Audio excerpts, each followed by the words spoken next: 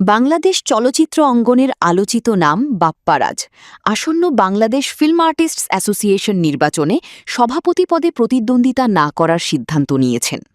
দীর্ঘদিন ধরে গুঞ্জন ছিল তিনি 2026-28 মেয়াদের নির্বাচনে সভাপতি পদে অংশ নিতে পারেন। এমনকি অভিনেত্রী রুমানা ইসলাম মুক্তির সঙ্গে একটি প্যানেল গঠনের কথাও শোনা গিয়েছিল। তবে শেষ পর্যন্ত সেই পরিকল্পনা থেকে সরে দাঁড়ালেন এই ঢাকাই সিনেমার জনপ্রিয় অভিনেতা।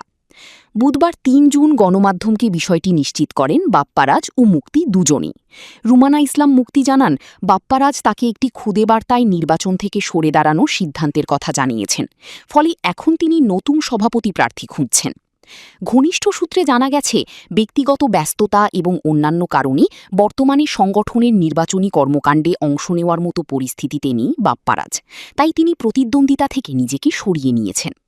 এর আগে চলচ্চিত্র মহলে আলোচনা ছিল, শিল্পী সমিতির আসন্ন নির্বাচনে নতুন নেতৃত্ব আনতে সক্রিয় হতে পারেন তিনি। কিন্তু হঠাৎ তারই সিদ্ধান্তে নতুন করে আলোচনার জন্ম দিয়েছে চলচ্চিত্র অঙ্গনে।